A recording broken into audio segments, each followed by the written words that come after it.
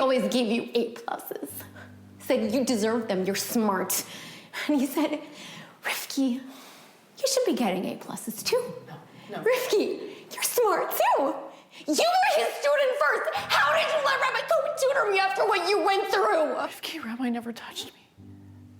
That's a scene from a new Canadian film about sexual abuse in Orthodox Jewish families. The film is called Sisters of Fate. Most of the cast members are Orthodox, so is the director. The story unfolds during a tense Passover Seder in Montreal.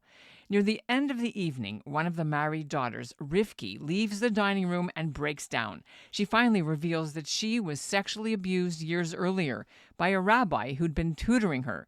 She'd never told anyone. That night, the only person she confides in is her sister Dana. Rivki blames Dana for not protecting her, but also begs her not to let the truth come out. She fears the impact on her family's standing in the community and on her husband and 6 children. And that's not the only family drama in the film that unfolds that night. Dana hasn't spoken to her parents in years. They cut her off when she married a Chinese-Canadian professor who converted to Judaism and speaks Hebrew. But she returned to Montreal for the Seder because her mother, the Rebbetzin, is dying. By the end of the evening, even her father, Rabbi Rosen, begins to reckon with his own choices, admitting that he was wrong to disown her, but he was afraid of what the community would say. The film's director and writer, Joel Etienne, says the story draws partly from his own life, growing up in a mixed-race Jewish family, but also from something else. As a teenager, when he worked as a counselor at a Jewish summer camp, Etienne says he encountered the aftermath of sexual abuse of campers, an experience that has stayed with him.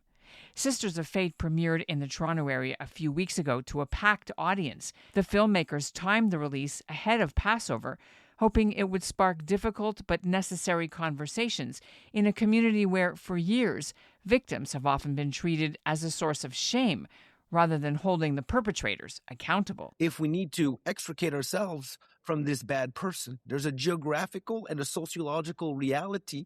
Basically, we're stuck in the shtetl, and the monsters are in the shtetl with us. I'm Ellen Besner, and this is what Jewish Canada sounds like for Wednesday, April 1st, 2026. Welcome to North Star, the flagship news podcast of the Canadian Jewish News, made possible thanks to the generous support of the Ira Gluskin and Maxine Gronowski-Gluskin Charitable Foundation.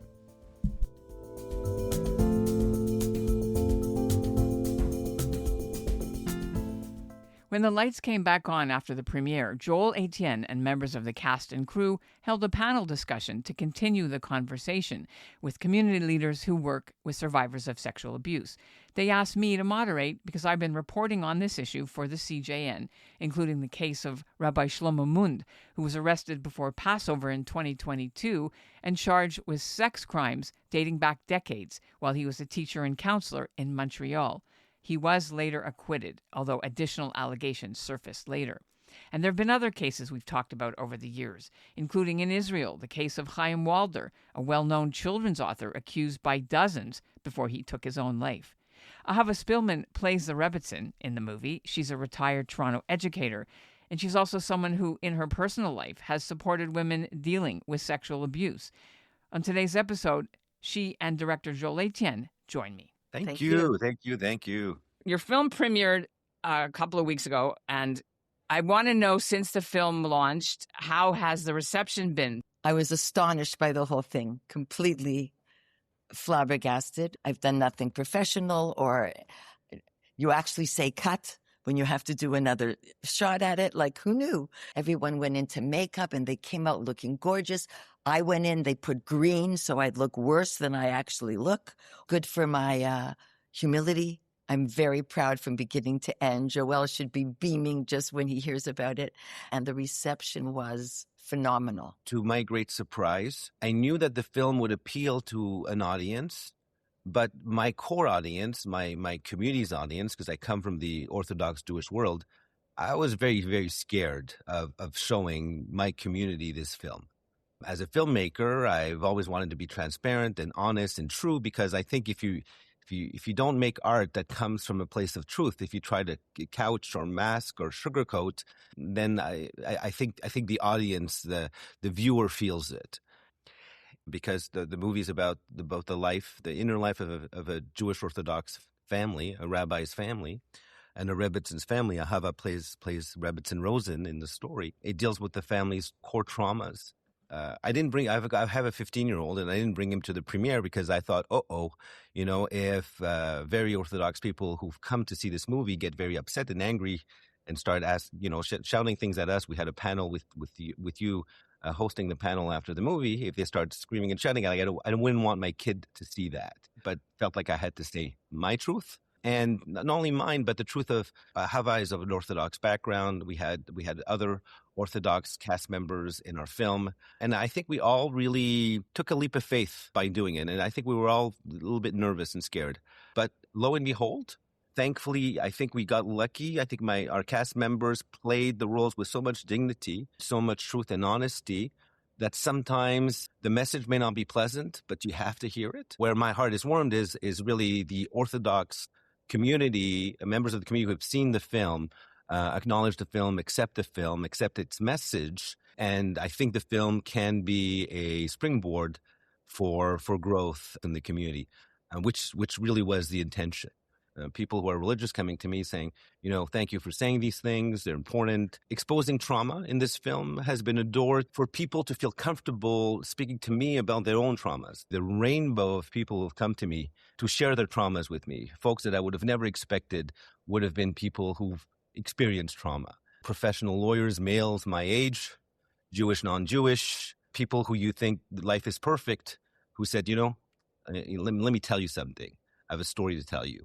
And that's been a huge surprise to me, because what I thought was very particular in writing this story about this specific family, and what I thought was a low percentage of incidents in the Jewish community and outside of the Jewish community in terms of people experiencing trauma, has become, to my knowledge and from what I see anecdotally, fairly universal. I don't think I can have one conversation where one person doesn't come to me and say, this is how a similar situation has affected me or somebody that I love. Ahava, when you hear this, were you getting these sort of Me Too moments being disclosed to you, or you already knew this because of your work within the community? It wasn't a surprise to me that people would talk about it, but I think the film itself opens up the narrative. It's okay. The actual definition of #MeToo is exactly that. So because you saw it, you can talk about it. So it certainly makes sense that people responded to Joel that way. Personally, I've been hearing it as long as I've been older, and I'm a good listener, and I know it's out there. I don't think it's a secret anymore that it exists out there. And we've had different examples over the years that have been shocking. Your Rabbi Mund, every time you see his picture now, he's like, I don't know, but that's actually it's because of the victim and their work. And yes, that's prosecutors, for sure. I did not do that, but the story did come out. So I am glad that I was able to share that. Can you give me, Ahava, some sense of, has there been a change in people's willingness to be open about this? Because in the film, you guys kind of keep it a shunda. You keep it in the house. No one talks about it. That's very relevant, because you don't even know from the film who knew and who didn't. You don't know if the rabbi and the Rebbetzin had any idea that these horrible things were happening to the daughter. You're hoping they had no idea, but you don't know. It's not addressed. That's the problem. You don't know about any of it. In real life, you don't know. People are living with it, and it affects them forever. There's no question. What sense do you have of whether anything has changed in the more recent times from keeping it all inside and just shoving it under the table? Or are people now dealing with it professionally and legally? Yeah, legally, I think we still have a ways to go. In terms of what I see, it hasn't changed so much, but talking about it, Jewish Family and Child have workshops about it. You can get support. You can either go to a place that's very private, or you can go to other people who are victims. If you're scared, if you don't want to go home, I mean, people are addressing it in different organizations for sure that never happened before. And the problem is you don't want to talk about it because it affects someone who you don't want it exposed in terms of a juicy story.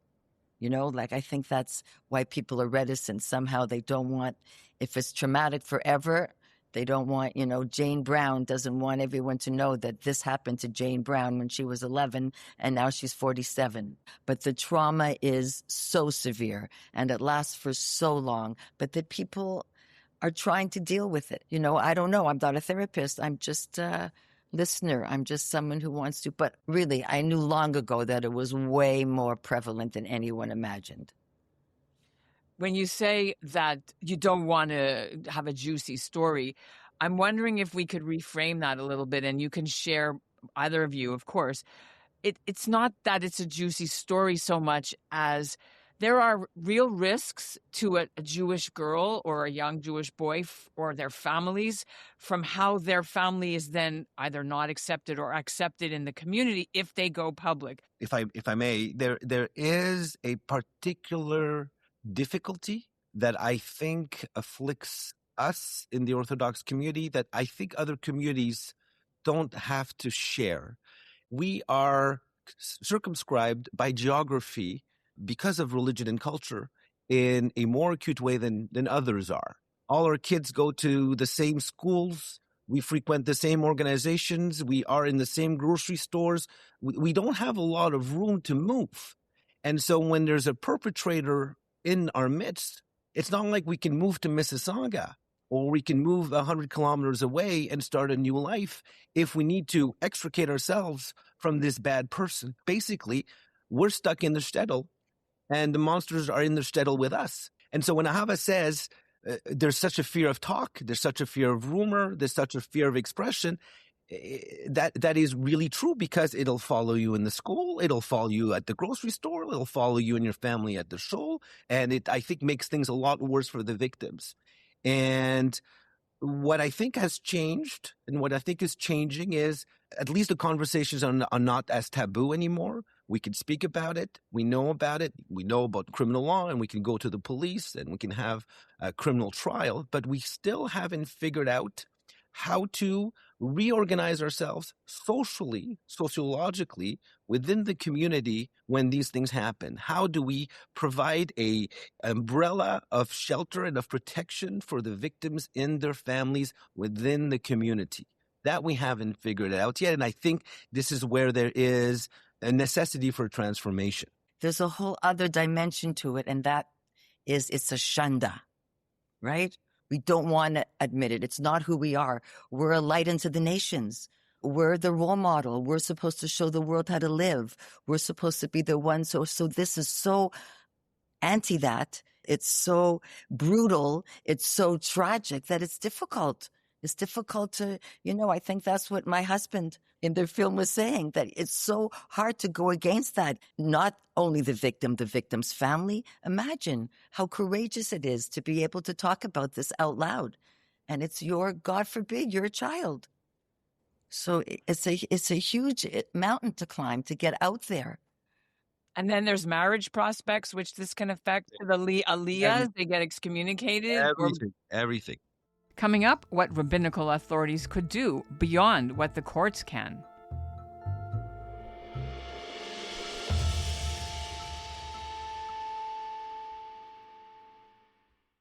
There needs to be legal ramifications beyond the criminal justice system. Ellen, during the panel, you challenged me. You challenged me as a lawyer. You said, look, buddy, the system sucks. What can you do? Because obviously a criminal trial does not provide, and even a conviction after a criminal trial, after 2 years or 3 years of limbo for the poor victim and everything that the poor victim has to go through in terms of the criminal justice process, does not provide day-to-day solutions in the community and the system in terms of socially protecting victims and their families. I had to do a big dig and a big research, and I actually mobilized. I've got 50 lawyers that work for me, and I mobilized everybody. And I said, you know what is there? And I sent you a 10-page memo, right? Because I really researched it. And so what I realized is both in canon law, in terms of religious Jewish Orthodox law, and in basically our legal system as it is, there are tools and mechanisms that could, in my view, protect victims in a much better... the top two. So in Jewish religious law, in Orthodox law, and there are precedents, in canon law, the Vada Rabbanan, the Vada Yir, the Jewish tribunal, could excommunicate a perpetrator. No ifs, ands, or buts, no cross-examination of the victim, no terrible criminal legal process in terms of cross-examining and all the trauma that the victims have in the criminal justice system. You could do it in a much easier, much more informal, much more comfortable way, and they have the legal powers to excommunicate. Once they do that, you are no longer welcome for Nilia. You're not welcome to our shuls. You're not welcome to our grocery stores. You're not welcome in the community. Go away. And it's in accordance with Orthodox Jewish law. Secondly, that edict from a Jewish tribunal could be enshrined in our courts. The Ontario Court of Justice has the power through what we call an 810 peace bond to enforce such a rabbinical order, meaning, buddy, you cannot be close to our schools, you cannot be close to our shuls, you cannot be close to our community centers, you cannot be geographically in the specifically designated areas. Not that I know that they're going to want to do it, but do they have the power to do it? They completely do. Has the Beth Din ever done it? There are precedents where they've done it. I want to bring something up. Because I'm working on a story now, which I'm not going to mention the names because of libel and slander laws, but I want to get your take on this. In Montreal, an Orthodox rabbi sent out an email to 40 rabbis in the city right before Purim of this year, warning them of a man who is, he said, grooming and sexually assaulting women who are in this rabbi's conversion class, warning them, don't let him in, don't let him come in, don't let him meet people. And this man is well known in the community. There's been mixed reaction. Some rabbis in Montreal say, this is terrible. How could you do this? We know him. And the others are, they're split on this. Meanwhile, the victim I've interviewed, she's gone to the police, but that's where it's at. So there's no charges set, so I can't talk about the names. But have you ever heard of a rabbi doing this? Oh, yeah. Not only have I heard of it, but I do know, my father was a convert. I mean, I'm half Haitian, half Ashkenazi. I don't always look the part. So people want to know about my ethnicity and my background. And so tons of converts, Ger Tzadikim, female and male, approach me all the time, obviously. This is a particularly incredibly vulnerable community, especially women converts. They're going through the process. It's really in their hearts to become Jewish. This is all they want to do. This is so important to them. And imagine this, for them, the stigma of having to enter into this new community, into this new world with the abuse. And so predators are particularly being predatories to women who are converting. It's not at all a secret. It's something that is that commonly happens. It's kind of what you said, is that the Vad HaRabbanim should be doing something. Now they sort of did. Yeah, is doing and it's something. Blown up. What do you think about that? Be applauded for his actions. At least he had the courage to put it out there and say what he knew. We're exactly in the space, when Pope Francis finally ascended to the papacy in relation to the comparison with the Catholic Church.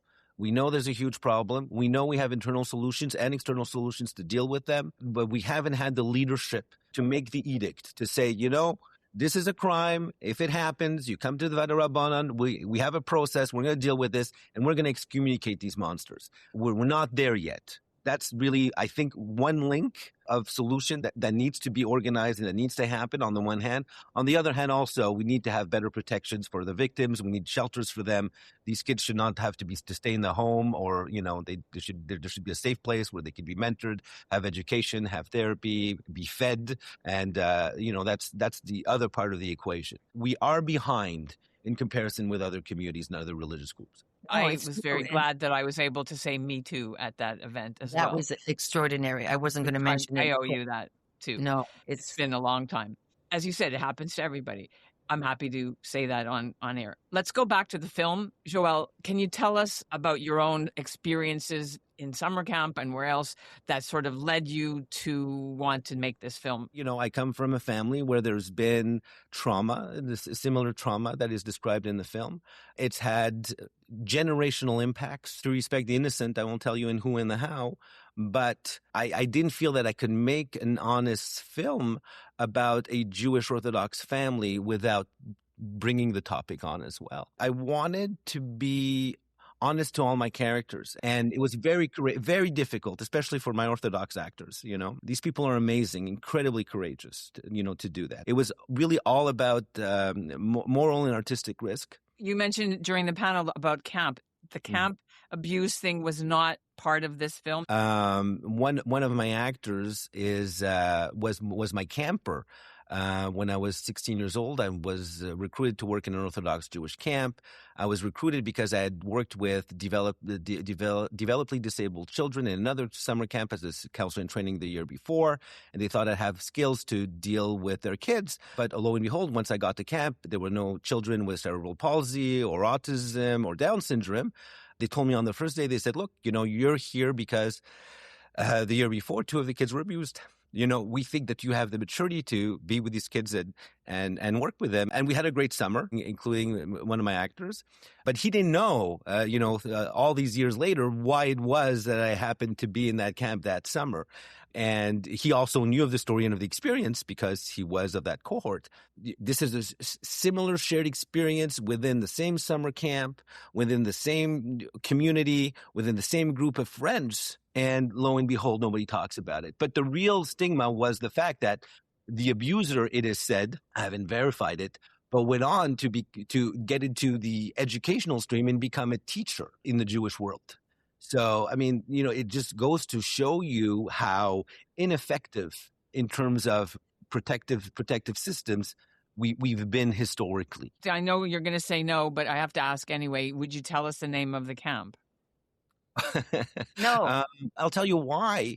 Because for two things, that camp, in terms of its own arc of redemption, went on to hire a female camp director who put in a system of camp mothers that were affiliated with every bunk, making sure that the place has been safe. And I felt comfortable enough as a parent to send my children to the camp. I'm not outing the camp for another reason, because that experience that I had personally in that camp, I can tell you of so many other camps that are Orthodox, non-Orthodox, Jewish and not Jewish, where the same things happen. And so outing this camp wouldn't be fair in my view, insofar as it is a community widespread problem. I went to Young Judea camp in Atlantic Canada. Similar problems, okay? Non-religious. Everybody knows what that camp is. Well, Kadima. I'm not outing it, but similar problems in so many other places. Okay. Ahava, can I bring you in? I was just going to say, these are, in my head, these are the safest places. Camp, your teacher, this is, if you have a problem, go to a police officer or your teacher. It's infiltrated to the places that we think are the safest, and they are not. Ahava, as we wrap up, I want to ask you about your own experience joining this film. You said that, at the beginning when we talked, you were like, I've never done this before. But as part of the Orthodox community, why did you want to do this film? It began as a community project, I think, by Joel. And at the very beginning, he was asking people in the Orthodox community to play the parts. And I think some of the people in the community saw the script and this is serious. I thought it was going to be all fun. And this is a topic that, should be addressed. And one by one, they dropped out and he replaced these community actors with professional actors. And I just stayed put. I didn't say I'm not doing it. And I said to Joel one day, now you have pros. This isn't a place for me. He said, no.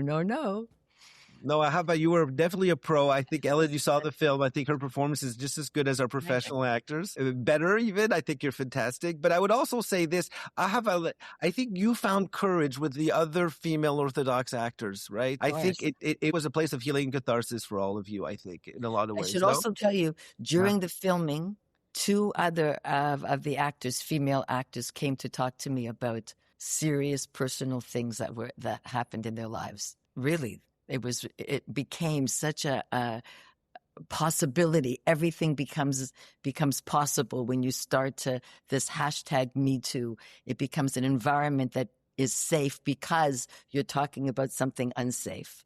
And that was a natural reaction.